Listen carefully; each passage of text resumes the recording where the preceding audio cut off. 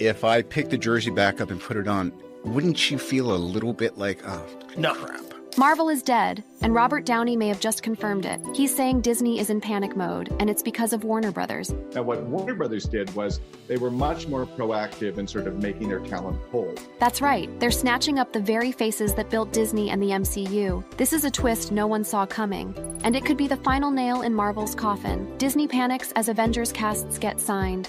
Disney is in full-blown panic mode because they just got blindsided by Warner Brothers. This wasn't just some petty IP tug-of-war over a forgotten B-list superhero. Warner Brothers just signed the Avengers cast. And the timing couldn't be worse because Disney, the studio that once made box office history with the Infinity Saga, is now so desperate, so completely out of ideas, that they're calling on ghosts. Talk about Iron Man. It's dead. Captain America is retired. And the Black Widow has a lawsuit pending. They're dragging every corpse they can out of the MCU graveyard, hoping nostalgia will save them. And the most shocking part? They saw it coming. Is the door to Iron Man totally closed? Because I don't believe it is. If I picked the jersey back up and put it on, wouldn't you feel a little bit like, oh, No. crap?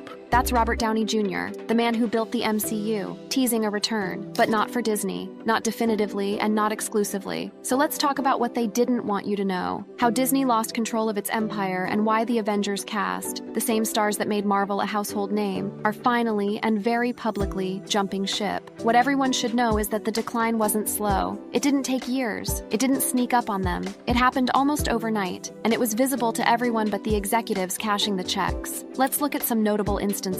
Brie Larson was demoted in her own sequel, and Scarlett Johansson sued Disney. Likewise, Chris Hemsworth was publicly mocked in Thor: Love and Thunder right in front of his kids. Jeremy Renner nearly died, and Tom Holland silently slipped into other franchises. Disney knew the people behind the curtain. They knew. In fact, they've known for years. Just listen to Bob Iger, the CEO of Disney, a man who left the company, saw it falling apart from the outside, and literally got dragged back to save it.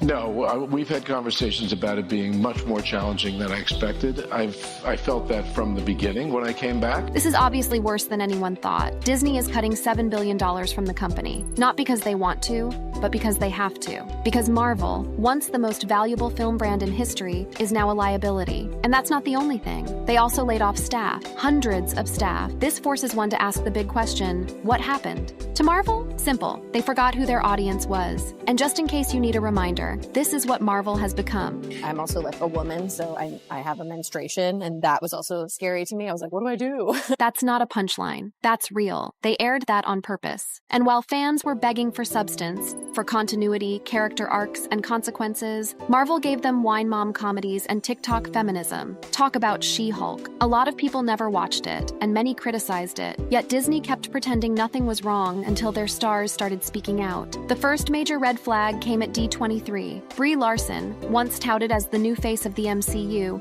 now looked exhausted and over it. That wasn't sarcasm. That was surrender. She knew the fans hated her. And Disney, instead of backing her up, cut her screen time in her own sequel and handed the spotlight to Kamala Khan. So let's ask the real question. When the face of your next phase doesn't even know if she wants to come back, are you still building a franchise? Or are you just doing damage control? Because that moment, that smirk, that awkward chuckle Brie made, that was the sound of an empire cracking. And then came Scarlett. If Brie Larson was the canary in the coal mine, Scarlett Johansson was the explosion. She sued Disney publicly for violating her contract on Black Widow. And what was Disney's response? They hit back hard. According to reports, Disney accused her of being greedy during the pandemic. They tried to make her look like the villain, and in doing so, they burned the bridge with one of their original 6 Avengers. What did Scarlett have to say? I'm really happy that no one else will have to deal with what I had to deal with. That's not a victory speech. That's a warning. Disney made an example out of her, and the rest of the cast paid attention. In May 2025, Jeremy Renner publicly revealed he refused to return for Hawkeye Season 2 after Marvel Studios offered him half the money he received for Season 1. Renner said he was initially excited to return,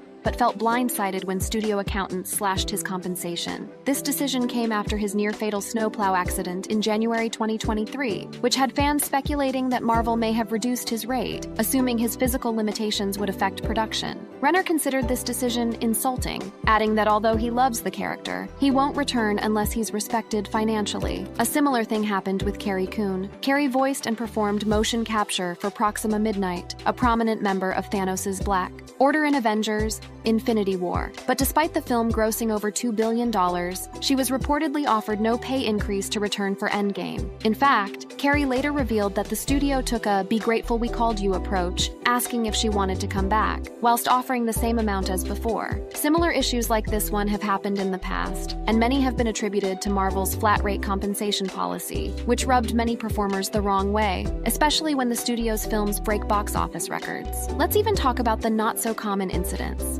Disney's issues with underpaying and overworking its staff are raising questions. Numerous VFX workers at Marvel have reported extreme burnout, low pay, and last-minute changes that made life unbearable. In 2023, over 50 Marvel VFX artists unionized, citing 64-plus-hour work weeks, including weeks of crunch due to directors changing scenes late, lack of credit and industry respect, as well as frequent project rewrites. Now, while all this was happening, behind the scenes, something strange was brewing. Marvel's stars weren't just leaving, they were walking away without a word and taking meetings with Warner Brothers. Look at this. Chris Hemsworth expressed interest in smaller, more dramatic roles and left the door wide open for non-Marvel studios. Chris Evans is now attached to multiple upcoming Warner Brothers and Apple productions, and Robert Downey Jr. has been publicly praising Warner Brothers and working closely with them on Oppenheimer, calling it the best work of his career. He even joked about putting the jersey back on, even though he didn't say it'd be for Marvel. At this point, it's no longer speculation or fan theory. It's real. The core cast of the Avengers, the actors who defined Marvel for an entire generation, are actively choosing other studios. And Disney, they're not celebrating, they're not congratulating, they're panicking. While many of these seem to be on the surface, there's so much more about how Disney sabotaged its own future and turned the Avengers into box office poison. Let's explore the death of the Disney empire. For over a decade, Disney has reigned as the most powerful entertainment empire in Hollywood. With its billion-dollar franchises, record-breaking box office performances, and strategic acquisitions, it eclipsed competitors like Warner Brothers, turning the MCU into a cultural and financial spectacle. Most important pillar of Disney's dominance was its strategic acquisition strategy. Between 2006 and 2019, Disney acquired Pixar, Marvel Entertainment, Lucasfilm, and 21st Century Fox. These IP goldmines allowed Disney to create interconnected cinematic universes and capitalize on deeply loyal fan bases. For instance, Marvel Studios, under Kevin Feige's leadership, launched a film strategy that interconnected characters, cross-promoted stories, and turned relatively unknown comic heroes like Iron Man and the Guardians of the Galaxy into box office titans. That was revolutionary. In terms of box office performance, Disney holds the record for the most films that crossed $1 billion, including The Lion King, Frozen 2, Star Wars, The Force Awakens, and Avengers, Endgame, which earned $2.798 billion and still holds the second highest box office gross of all time. In 2019, Disney achieved an industry first by releasing 7 films that crossed $1 billion globally in a single year. In 2024, it was once again leading, dominating 25% of the US box office with hits like Inside Out 2, Deadpool and Wolverine, and Moana 2. Despite all these impressive performances, Disney at some point didn't play its script right, and now it's bleeding. Marvel, its once invincible juggernaut, is now the wound it can't cauterize. Take Phase 4, for example. It wasn't just bad or mediocre. It was a complete identity crisis, playing out on the biggest screen imaginable, in front of fans, critics, shareholders, and the very stars who helped build it all. The decline didn't come from villains. It came from inside the house. And now, Disney's scrambling, not just to fix Marvel, but to convince the world it's not already too late. The question many people are asking is, how did Disney let this happen? Let's rewind. Marvel Phase 3 ended with Avengers Endgame. The only movie had a perfect ending, billions at the box office, tears and cheers everywhere. And then Disney made the mistake. They didn't pause. They didn't plan. They just greenlit everything. Every character, every spin-off, and every half-baked idea. They thought they were being bold. They thought they were expanding the universe. But instead, they set it on fire. She-Hulk, Eternals, Secret Invasion, Miss Marvel, Thor, Love and Thunder. Each one was worse than the last. Each one chipped away at the fan base. And each one sent a message loud and clear. We don't care about quality. We care about quotas. Bob Iger himself admitted it. This wasn't storytelling. This was content farming. Diluted, stretched thin, unfocused. That's not an online critic saying it. That's Disney's own CEO saying their $50 billion IP is failing from the inside out. Now, She-Hulk. Let's talk about the show that broke the camel's back and nearly broke the internet in the process. She-Hulk, Attorney at Law. Marvel's comedy legal drama that was neither funny, legally coherent, nor remotely compelling. For many, it wasn't just a flop. It was an insult. The writing was bizarre, the CGI was laughable,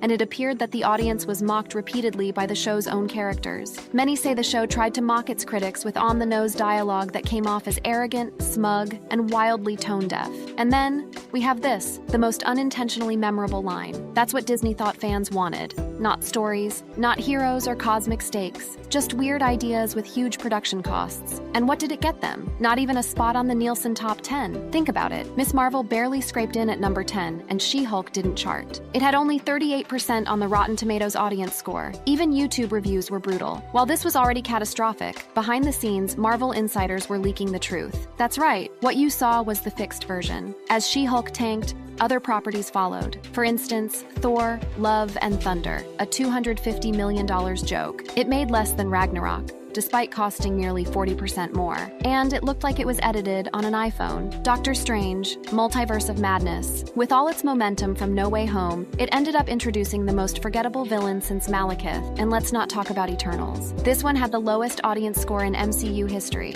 just like Secret Invasion. The show was so boring it put the Skrulls to sleep. Marvel's brand used to mean event-level cinema. Now, it's a punchline. Even Marvel's most loyal defenders are turning on them. Supporters who once hyped every release are now dissecting Disney's every misstep with precision. But here's the shocking part. Despite these talks by the former Disney fans, Disney's response has been unprecedented. According to Bob Iger, Marvel is pulling back dramatically. They're spending less, making less, and risking less. They're not expanding anymore. They're retreating. And the people who worked there are getting overworked, under-resourced, and burned out. This wasn't growth. This was corporate greed with a cape, and now it's all falling apart. But hold tight, because the biggest hit is just emerging. While Disney was flailing, Warner Brothers was watching. They saw the cracks and went for the jugular. Watching Robert Downey Jr. flirt with the idea of returning to the screen. Watching Chris Hemsworth lose faith in the franchise that gave him his big break. Watching Scarlett Johansson humiliate Disney in court. They saw their moment. And they didn't just throw money, they threw respect.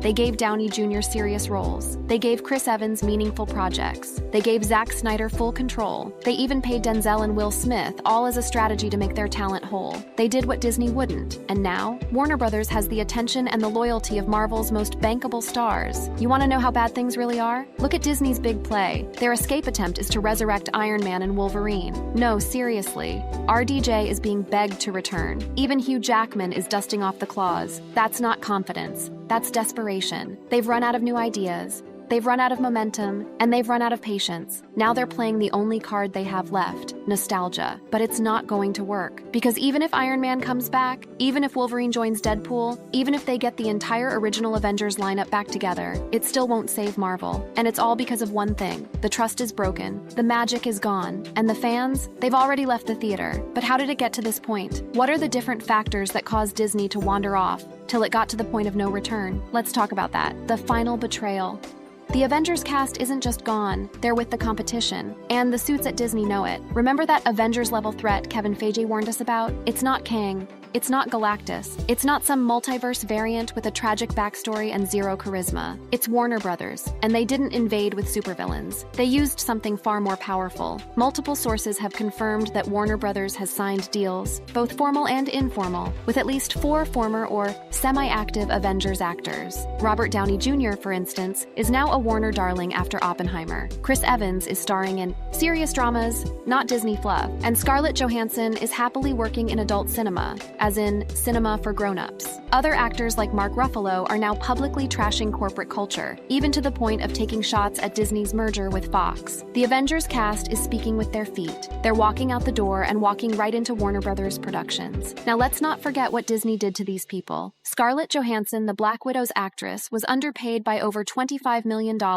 then publicly accused her of greed. Brie Larson was set up to fail and left hanging when the audience turned. And Chris Hemsworth? He was given what critics called the worst Thor movie ever, and humiliated with goofy jokes about his own character's legacy. But now, Warner Brothers has handed them a lifeline. For much of the 20th century, Warner Brothers was the quintessential film studio. home to Looney Tunes, Casablanca, and later the Harry Potter franchise and DC Comics. By the 2010s and early 2020s, it had lost its footing. In 2023, Warner Bros. Discovery posted a massive $10 billion quarterly loss, including a staggering $9.1 billion write-down associated with its underperforming TV business and the cost of mergers. At the time, its streaming platform, Max, was also behind Disney, plus in profitability and global reach. But despite the financial turbulence, Warner Bros. Made a major comeback in 2023 and 2024, and this was majorly fueled by bold, fresh content. For instance, Barbie in 2023, directed by Greta Gerwig, was a huge success, earning $1.44 billion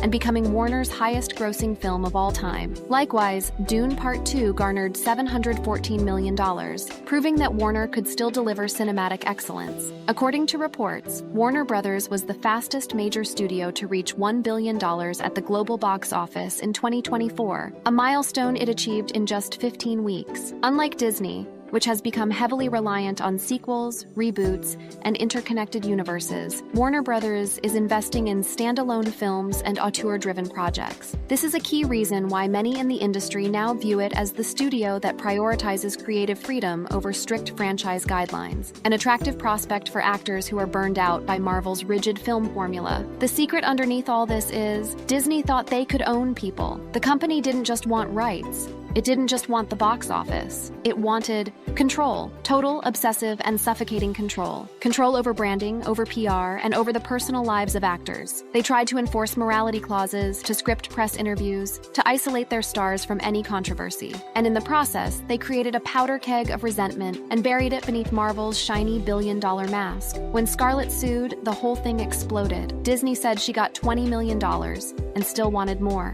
However, further investigation suggests that Scarlett could have missed out on as much as $50 million, a whopping $50 million stolen out from under her by the House of Mouse. As the empire starts to crumble, the big question is, will Disney recover from this? For many, the answer is no, and here's the catch. While the fans are noticing the decline now, the staff noticed years ago, and even the CEO did. Bob Iger himself has publicly admitted he didn't want to come back. Think about it. He built the machine, but even he didn't want to fix it. He was dragged back like a failing manager asked to rescue a collapsing McDonald's, except this McDonald's sells billion-dollar franchises. Now, what does this mean for those betting on Disney? In 2021, Disney stock was trading near $180. By late 2023, it hit $80. That's a 55% drop, wiping out billions in shareholder value. The board begged Iger to return. He agreed reluctantly, and only after his wife told him it was the right thing to do. That's not leadership. That's obligation. And when a company's savior is acting out of guilt and not vision, you already know the ship is sinking. While Disney was trimming budgets and firing creative teams, Warner Bros. Was building. They poached talent. They restored Snyder's vision, even if partially. They offered premium, adult-oriented DC films like Joker, The Batman, and Dune. And now they're reshaping the DCEU under James Gunn, who ironically got his big break at Disney. It's obvious the entire genre is shifting. People are tired of bad superhero films, of bloated CGI and joke-filled trauma. They're tired of corporate fan fiction pretending to be cinema. They want grit,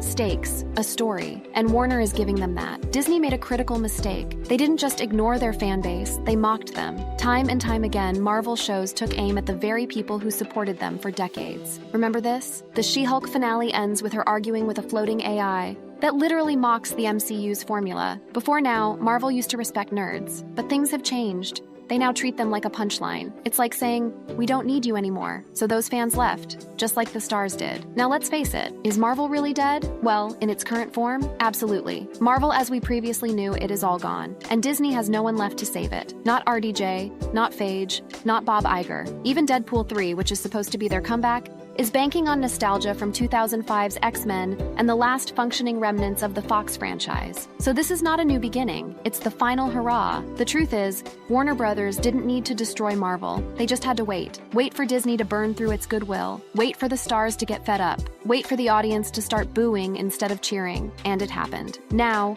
with quiet meetings, strategic contracts, and actual respect for creative talent, they've pulled off the most elegant heist in modern film history. Right now, we're entering entering the post-Marvel era. Studios will no longer be able to pump out endless franchises and expect loyalty. Audiences are smarter, and they demand better. Even stars are beginning to know their worth. Overall, we can say that this isn't just the collapse of a franchise. It's the end of Disney's reign over the movie industry. And in its place, we're getting something new. What are your thoughts on these Warner Brothers deals with the Avengers casts? Let me know in the comments section. If you want more videos like this, go ahead and click the next card on your screen. A full-scale rebellion is brewing behind the scenes at Marvel as stars declare war on Disney CEO Bob Iger. Jeremy Renner's explosive rejection of Disney's insult offer is just the beginning. I'm like, wow, it's going to take me twice the amount of work for half the amount of money. Meanwhile, other MCU stars are joining the revolution, publicly condemning Iger's leadership. There's a level of expectation that they have that is just not realistic. The shocking secret meetings, career-ending threats, and the 3 A-list stars ready to walk away forever. This is the Marvel Civil War they don't want you to know about. The shocking revelation. Jeremy Renner's insulting offer. In early May 2025, during an interview with the High Performance app that was shared on TikTok, Renner made the jaw-dropping claim that Disney had offered him only half of his previous salary for a potential second season of the Disney Plus series Hawkeye. This revelation, documented across multiple entertainment news outlets, including Hindustan Times, IndieWire, and People, came as a particular shock considering Renner's long-standing position as one of the original Avengers and his significant contribution to the Marvel Cinematic Universe over more than a decade. What makes this situation even more remarkable is the timing and context surrounding Disney's offer. As many of you will recall, Jeremy Renner suffered a near-fatal snowplow accident on New Year's Day 2023, resulting in over 35 broken bones and multiple titanium replacements. The actor endured a grueling rehabilitation journey, which he later detailed in his memoir, My Next Breath, released on April 29, 2024. It was against this backdrop of recovery and resilience that Renner claims Disney approached him with the reduced salary offer. In his own words during the High Performance interview, Renner expressed his disbelief at the proposal. I'm like, I'm sorry. Why? Did you think I'm only half the Jeremy because I got ran over? Maybe that's why you want to pay me half? The actor's pointed reference to his accident adds a particularly poignant dimension to this dispute, suggesting he felt the offer might have been connected to perceptions about his physical capabilities post-recovery. Adding insult to injury, according to Renner, this halved salary was proposed despite expectations for twice the amount of work and an 8-month time commitment for the second season. The stark contrast between increased workload and decreased compensation left the actor feeling that he had no choice but to decline the offer. It's worth noting that Renner was careful to distinguish between Disney's financial department and Marvel Studios in his criticism. This is not Marvel, mind you. This is like just Disney, not even really Disney. It's just the penny pinchers, the accountants, he clarified. This distinction suggests Renner's issue is specifically with the business side of operations, rather than the creative team with whom he's collaborated for years. The actor's response to the offer was unequivocal. He rejected it outright, telling Disney's financial team to go fly a kite, as he colorfully phrased it. Despite this strong stance, Renner emphasized that his love for the Hawkeye character remains unchanged. I still love the character. I'd still love to do it, but I had to defend myself. What makes this situation particularly interesting is that it's not an isolated incident. Industry observers have noted similar patterns with other actors. John Malkovich, who is set to appear in the Fantastic Four First Steps 2025, revealed he had previously turned down Marvel roles for years due to what he perceived as insufficient pay for the demanding nature of superhero productions. If you're going to hang from a crane in front of a green screen for 6 months, pay me, Malkovich stated, highlighting the physical and time demands these roles often entail. Additionally, reports have suggested that other actors like Hugo Weaving, who played Red Skull, and Carrie Coon have also walked away from Marvel roles over what they considered lowball offers, though specific details of these negotiations remain less public. To fully appreciate the context of Renner's situation, it's important to consider the typical compensation structure for MCU stars. Top earners like Robert Downey Jr. reportedly received around $75 million for Avengers Endgame, while Chris Hemsworth and Scarlett Johansson have commanded approximately $20 million per film in recent years. These figures have been widely reported in industry publications, creating a stark contrast with Renner's reported offer. For his part, Renner's MCU earnings have reportedly ranged from $3 million to $15 million for previous films, making the alleged pay cut for Hawkeye Season 2 all the more dramatic. While exact figures for his Season 1 compensation haven't been publicly disclosed, Industry estimates suggest the proposed reduction would represent a significant financial step backward for the actor. This controversy has certainly caught the attention of fans, many of whom have expressed strong support for Renner on social media platforms. On X, formerly Twitter, posts expressing disappointment with Marvel's decision have gained significant traction. One notable comment urged, "Pay that man his money," while another user criticized Marvel directly, "Hey, at Marvel Studios, that's messed up, no? Maybe next time you can not insult one of your original and longest-lasting cast members in a time when you're not exactly lighting the world on fire." Particularly noteworthy is how fans have connected Renner's situation to his personal challenges following the accident. The sentiment that Disney should be more considerate given his recovery journey has resonated strongly within the fan community, with some expressing that the offer feels particularly callous in light of what the actor has endured. Some fans have even speculated about potential future negotiations, with one commenting, "After the reveal and Thunderbolts, and Haley using her new leverage after Hash Sinners, he'll get paid." This references Haley Steinfeld's rising star power following her success in projects outside the MCU, suggesting her increased leverage might indirectly benefit Renner in future discussions. Disney, for their part, has remained relatively quiet about the specific details of the negotiation. An unnamed Disney insider cited by IndieWire disputed Renner's claims, but notably failed to provide specific details to counter his statements. This lack of transparency has only fueled further speculation about the nature of the offer and Disney's approach to talent compensation more broadly. The situation raises important questions about how actors are valued in an era of expanding streaming content and changing business models. For a character like Hawkeye, who has been part of the MCU since nearly the beginning, fans might reasonably expect compensation to reflect that long-standing contribution to the franchise's success. Adding another layer to this already complex situation is Renner's potential involvement in future MCU projects beyond Hawkeye. Despite the salary dispute, there have been indications that Renner might return as Hawkeye in Avengers Doomsday, scheduled for release on May 1st, 2026. In an August 2024 interview, Renner hinted at his involvement, stating he is really excited and thinks he'll probably be doing it. This suggests that while the Hawkeye series negotiations have reached an impasse, doors remain open for Renner's return in other capacities. Production on Avengers Doomsday reportedly began in April 2025, with a cast including Chris Hemsworth as Thor, Vanessa Kirby as Sue Storm, Invisible Woman, and Anthony Mackie as Sam Wilson, Captain America, among others. So what does the future hold for Hawkeye in the MCU if Jeremy Renner were to permanently step away? The most likely scenario would see Kate Bishop, played by Haley Steinfeld, continuing the Hawkeye legacy. The Hawkeye series already established her as Clint Barton's protege, creating a natural transition path. Marvel could focus on developing new storylines for Kate, possibly incorporating her into projects like Young Avengers, which has been rumored to be in development. Such a transition would align with Marvel's broader strategy of introducing younger heroes and passing mantles to new characters, as seen with Anthony Mackie taking over as Captain America from Chris Evans. However, Renner's departure would unquestionably represent a significant loss for the franchise, given his long tenure and the fan attachment to his portrayal. As we continue to monitor this developing story, it's clear that the relationship between major studios and their talent remains a delicate balance of creative partnership and business negotiation. A pattern emerges: Marvel's history of financial disputes with stars. The Marvel Cinematic Universe, which has generated unprecedented box office success over its nearly two-decade existence, has not been immune to behind-the-scenes financial conflicts. In fact, a careful examination of the franchise's history reveals that Jeremy Renner's situation, while certainly dramatic, follows a well-established pattern of salary disputes that have periodically threatened to disrupt the carefully constructed MCU narrative. Perhaps the most famous or infamous early example of such a dispute involved Terrence Howard, who portrayed James Rhodes, later War Machine, in the original Iron Man 2008. What many casual fans may not realize is that Howard was initially paid more than Robert Downey Jr. for the first film, a reflection of Howard's star power at the time, and the perceived risk associated with casting Downey, who was then in the process of rebuilding his career. However, following the unexpected mega success of Iron Man, Howard's compensation was significantly reduced for future projects, reportedly due to budget reallocations that favored increasing Downey's salary. This dramatic pay cut ultimately led to Howard's departure from the franchise, with Don Cheadle stepping in to take over the role of James Rhodes' War Machine for Iron Man 2 and all subsequent appearances.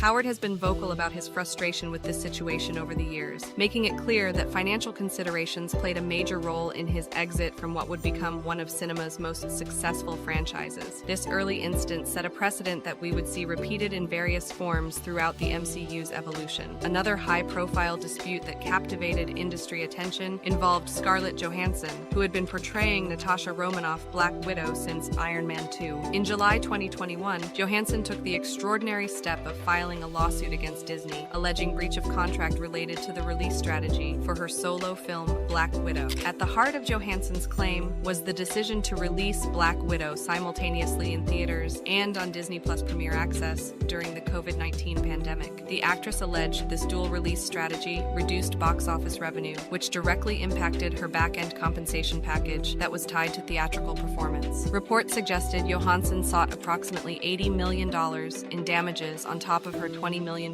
base salary for the film. The dispute was ultimately settled in October 2021, with the terms undisclosed but estimated by industry insiders to exceed $40 million. While the specific circumstances of Johansson's case differ from Renner's current situation, both illustrate the ongoing tension between talent compensation and evolving business models in the entertainment industry, particularly as streaming has disrupted traditional revenue streams. Perhaps the most directly comparable precedent to the current Renner situation occurred following the monumental success of The Avengers 2012, which grossed over $1.5 billion worldwide and cemented the MCU as a box office juggernaut. Reports from 2013 indicated that several key Avengers actors, including Chris Hemsworth, Thor, and Chris Evans, Captain America, found themselves in contentious negotiations with Marvel over compensation for future appearances. These actors had signed what were later characterized as ungenerous contracts early in the MCU's development, before its financial success was assured. As the franchise grew exponentially in value, negotiations became increasingly tense. Marvel reportedly offered to triple Chris Hemsworth's contract, though they were not contractually obligated to do so in recognition of his growing importance to the franchise. Robert Downey Jr., who had shrewdly negotiated a percentage of profits rather than just a flat fee for his later appearances, leveraged his position as the MCU's center of gravity to secure increasingly substantial deals, reportedly earning around $75 million for Avengers Endgame, a far cry from the $500,000 he reportedly received for the first Iron Man film. These historical disputes highlight a recurring pattern in Marvel's approach to talent compensation. Initial contracts tend to favor the studio, with renegotiations becoming necessary as the franchise's success grows and actors gain leverage. The frequency of these disputes suggests a systematic approach to talent management that prioritizes controlling costs even as the overall franchise generates extraordinary revenues. But financial tensions within the MCU extend beyond just the major stars. Recent controversies have involved actors who, while not headlining their own films, have played crucial supporting roles in the franchise. For instance, reports emerged in 2025 that Carrie Coon had declined to return to the MCU over a salary dispute, though specific details remained private. Similarly, Hugo Weaving, who memorably portrayed the Red Skull in Captain America: The First Avenger, did not return for subsequent appearances, with financial considerations reportedly playing a role in that decision. The situation becomes even more complex when examining how Marvel's strategy has evolved in more recent phases of the MCU. Industry reports suggest that for Phase 4 and beyond, Marvel aimed to decrease tentpole actor salaries, part of a broader strategy emphasizing character brands rather than star power. This approach reportedly resulted in lower salaries for actors like Salma Hayek, Angelina Jolie, and Richard Madden compared to what earlier MCU stars had commanded at similar points in their tenure. This strategic shift appears to reflect Disney's growing confidence in the Marvel brand itself, rather than the individual actors portraying the characters. While this might make financial sense from a corporate perspective, it risks alienating the very talents who bring these beloved characters to life, as we've seen with Renner's public rebuke of what he perceived as an inadequate offer.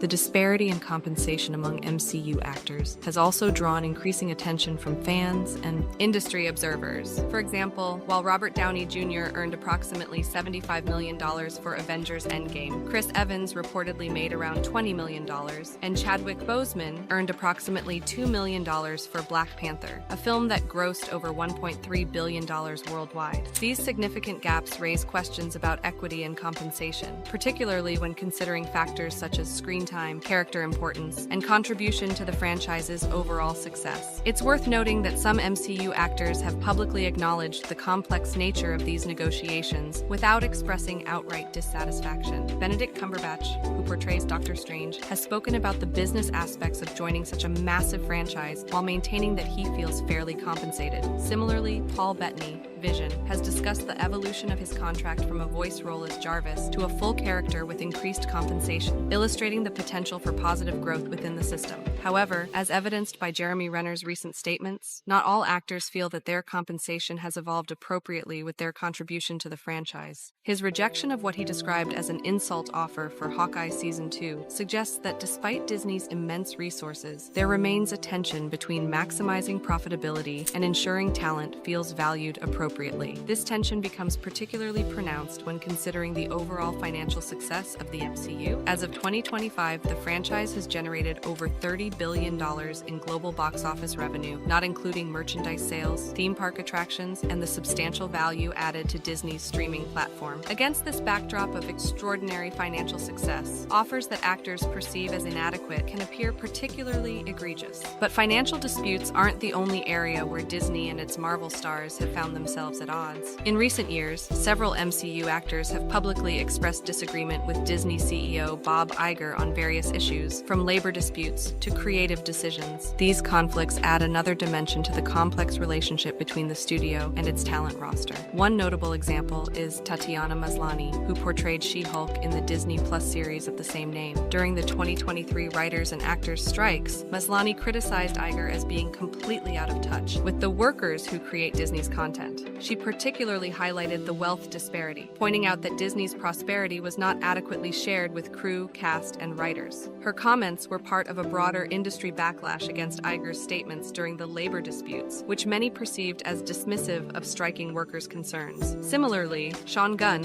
who plays Kraglin and serves as the on-set reference for Rocket in the Guardians of the Galaxy films, publicly criticized Iger's remarks during the strikes. Speaking from the picket lines, Gunn directly addressed the massive pay disparity within Disney, stating, "I think when Bob Iger talks about what a shame it is, he needs to remember that in the 1980s, CEOs like him made 30 times more than what the lowest worker was making. Now Bob Iger makes 400 times what his lowest worker is, and I think that's a shame, Bob." Even Iman Vellani, star of The Marvels, has indirectly expressed disagreement with Iger. When asked about her film's disappointing box office performance, Vellani shifted responsibility to the CEO, stating simply, "That's for Bob Iger," and emphasizing that the results had nothing to do with me. While less confrontational than the comments from Maslany or Gunn, Vellani's statement nonetheless reflected a willingness to publicly distance herself from corporate disappointments and place accountability at the executive level. These examples demonstrate that financial disputes like Renner's exist within a broader context of tensions between Disney leadership and Marvel talent. The relationship between the studio and its stars appears increasingly strained across multiple dimensions, from compensation to broader industry issues like labor rights and creative direction. Perhaps most tellingly, even Bob Iger himself has acknowledged shortcomings in Marvel's recent trajectory.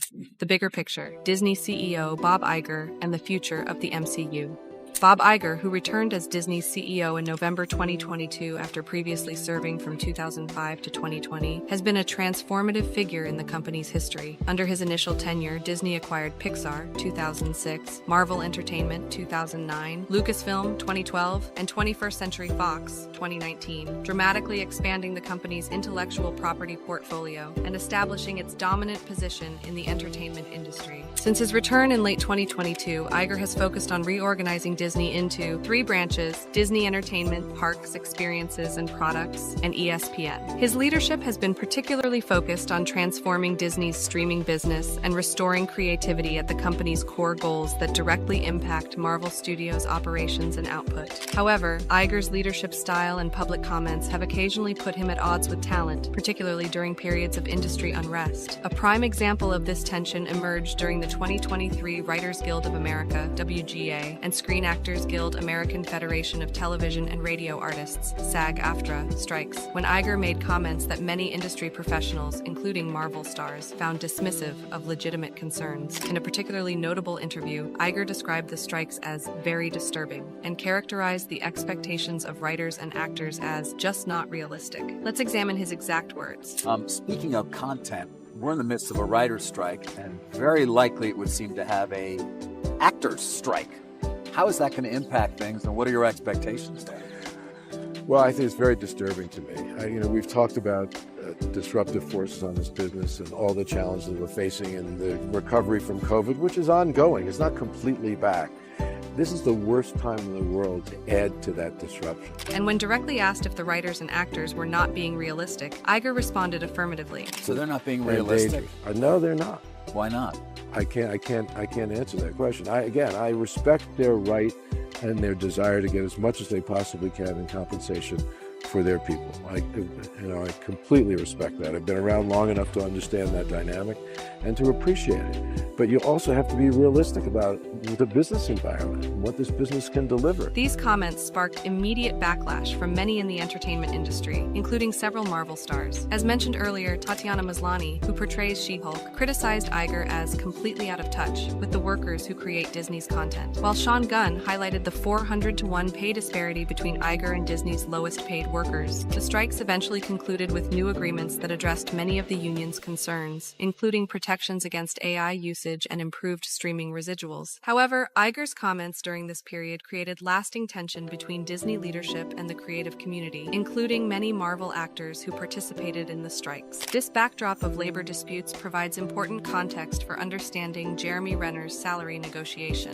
While Renner's situation predates the 2023 strikes, it reflects similar concerns about fair compensation in an evolving entertainment, a landscape. Renner specifically pointed to Disney's penny pinchers rather than Marvel Studios as the source of his frustration, suggesting that financial decisions at the corporate level are creating friction with talent. Beyond labor disputes, Iger has also made comments about Marvel's content strategy that have raised eyebrows among fans and industry observers. In December 2023, he suggested that the substance of MCU stories was partly to blame for box office struggles, particularly emphasizing what he perceived as too much focus on messages rather than entertainment. These comments drew criticism from creative figures like Peter Ramsey, co-director of Spider-Man Into the Spider-Verse, who defended the Marvels against Iger's implications. Fan discussions on platforms like Reddit also pushed back against Iger's framing, with many arguing that quality storytelling rather than ideological messaging was the primary concern for audiences. More recently, in February 2024, Iger outlined a plan to focus on larger MCU franchises as a strategy to save the superhero universe, indicating a potential shift toward more established characters and properties. This direction might have implications for newer characters and more experimental projects, potentially affecting the MCU's diversity of storytelling. Against this backdrop of strategic shifts and public statements, Disney's offer to Jeremy Renner takes on additional significance. Offering half the previous salary to an original Avenger could be interpreted as part of a broader strategy to reduce talent costs, particularly for Disney Plus productions. If true, this would align with reports that Marvel has been aiming to decrease tentpole actor salaries in Phase 4 and beyond. But while cost control might make sense from a pure business perspective, it risks alienating the very talent that has made the MCU successful. Fan reactions to Renner's revelation have been overwhelmingly supportive of the actor, with many expressing disappointment in Disney's approach. Comments on social media posts reporting the dispute show strong sentiment in Renner's favor, with users urging Disney to pay that man his money and criticizing the studio for what they perceive as disrespect toward an original Avenger. The timing of the offer is particularly notable given Renner's recovery from his near-fatal accident. Many fans have pointed out that offering a reduced salary to an actor who has endured significant physical trauma seems especially tone-deaf.